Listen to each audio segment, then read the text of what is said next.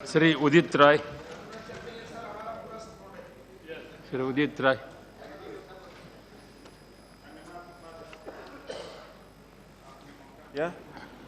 और मैं मानव संसाधन मंत्री महोदय का धन्यवाद करता हूं कि आज उन्होंने national institute of technology science education research 2016 का बिल मूव किया है और 2007 में के बाद में अमेंडमेंट हो रहा है।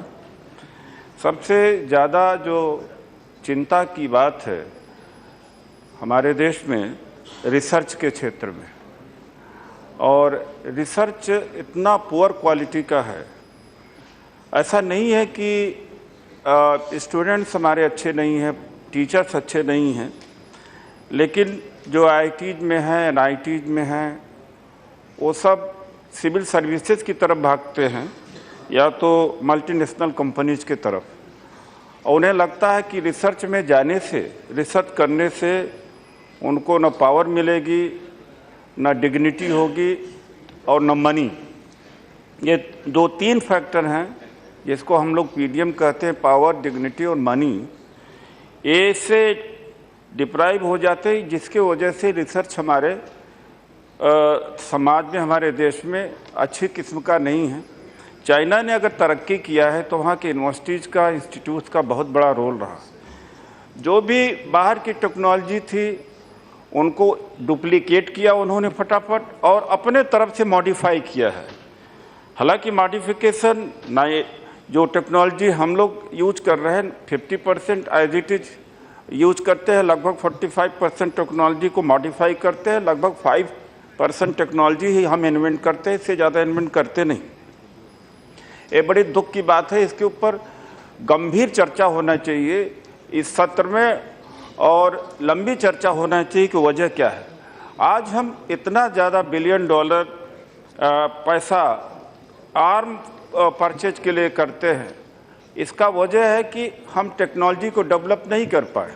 एयरक्राफ्ट अभी भी नहीं बना पाते, राडार हुआ, बम हुआ, ये सारी चीज़ें हम नहीं बना पाते। अगर हमारा रिसर्च अच्छा होता तो हम बना पाते। तो इजराइल हुआ, अमेरिका या हुआ, उन देशों से जो हम आर्म खरीदते हैं और हजारों लाखों करोड़ रुपया हम पेमेंट करते हैं, वो बचा सकते थे, हम अपने देश की तरक्की कर सकते थे। अभी मिस्टर बोस ने शायद बात कही, जैसे कॉर्पस, एल का कॉर्पस है और हार्वर्ड का कॉर्पस। तो उस कॉर्पस को बनाया किसने? वहाँ के प्राइवेट सेक्टर ने बनाया है। अब हमारे यहाँ का प्राइवेट सेक्टर ऐसा करता नहीं। बिल गेट जैसा, वॉरेन बफेट जैसा दिल मैं कहाँ से लाऊं या हम लोग कहाँ से लाए? हमारे कॉर्पोरेट सेक्टर तो प्रॉफिट बनाने में लगे रहते हैं। बिल गेट्स ने लगभग 30 बिलियन और वॉरेन बफेट में लगभग $35 बिलियन उन्होंने अपने मुनाफे का चैरिटी के लिए दिया, एजुकेशन के लिए दिया। मेरा ख्याल है लगभग $2 बिलियन तो भारत में लगाया। लेकिन वो दिल हमारे लोगों में नहीं है, तो क्या किया जा सकता है? उसके ऊपर चर्चा किया जाना चाहिए साउथ में कि प्राइवेट सेक्टर का रोल क्यों नहीं इसमें आ रहा है। और ये जो वहाँ के जो सेंटर ऑफ एक्सेलेंस है, प्राइवेट सेक्टर का रोल बहुत ज़्यादा है। हमारे यहाँ प्राइवेट सेक्टर का रोल बिल्कुल नहीं है। टेक्नोलॉजी बाहर से ले आना है या टेक्नोलॉजी हम यहाँ सरकारी गवर्नमेंट सेक्टर में जो भी ईजाद करते हैं उसका इस्तेमाल करके प्रोडक्ट बना करके केवल प्रॉफिट कमाना मोटिव रह गया है। तो मुझे लगता है कि उन्हें भी सेंसिटाइज करने की आवश्यकता है अपने प्राइवेट सेक्टर के ऊपर। और मंत्री महोदय जी का ध्यान जरूर इस पर आकर्षित करूंगा कि why it is not happening.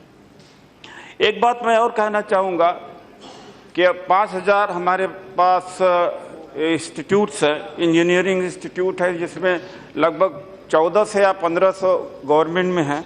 जो प्राइवेट में हैं वो सीटें वहाँ से जहाँ से अप्रूवल लेते हैं, ऐसे तमाम लोग मुझे अप्रोच करते थे कि इतना पैसा देने से इतनी सीटें हमारी बढ़ जाएंगी। यानी सीटें पहले खरीदते हैं और उसके बाद सीटें बेचते हैं।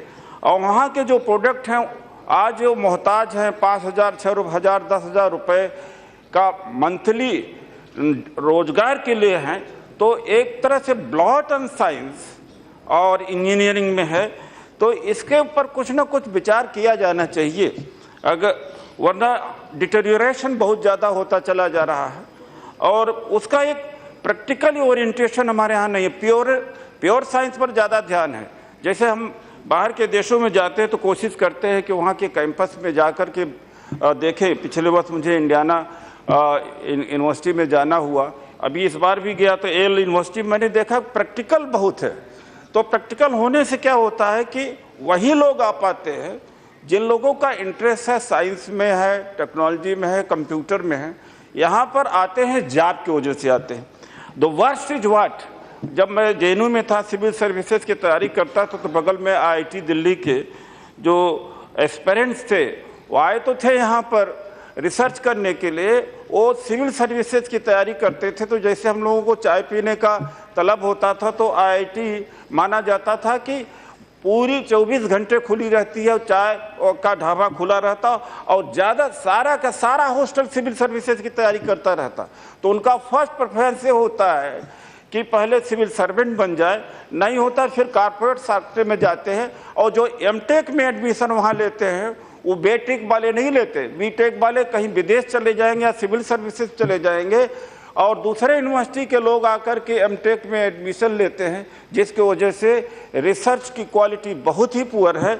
और जो रेशियो में बताया गया कि our research is much lower as compare to China and other countries.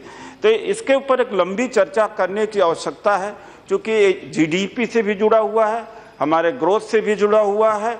और इस साइंस को जो दुनिया से उधार लेते रहते हैं टेक्नोलॉजी, वो उसका अंत होना चाहिए और अंत हो सकता है। मुझे यकीन है कि इसकी शुरुआत होगी, लेकिन ऑफकोर्स यह तो अवसर नहीं है जिसके ऊपर चर्चा किया जाना चाहिए। लेकिन बार बार चाहे जिसकी सरकार हो, हमारी सरकार हो या पहले की सरकार, सब सरकारों को दोषी देते हैं। सरकार को एजुकेशन में करना चाहिए, सो एजुकेशन में करना चाहिए। सरकार जबरदस्ती स्टूडेंट से रिसर्च नहीं करा सकती। इन्वायरमेंट इस तरह से है कि पावर इसमें नहीं लगता, क्योंकि ये बात सच है कि जो प्रोफेसर्स होते उतने उनको इतनी डिग्निटी नहीं मिलती, उतना उनको पावर नहीं मिलती है। मनी के टर्म्स में भी they don't get much of money. तो ये सारे फैक्टर हैं जिसको हमें देखने की आवश्यकता है। मैं अंत में फिर से धन्यवाद करता हूँ मंत्री महोदय जी का कि आंध्र प्रदेश के लिए उन्होंने एक बहुत अच्छा उपहार दिया। धन्यवाद।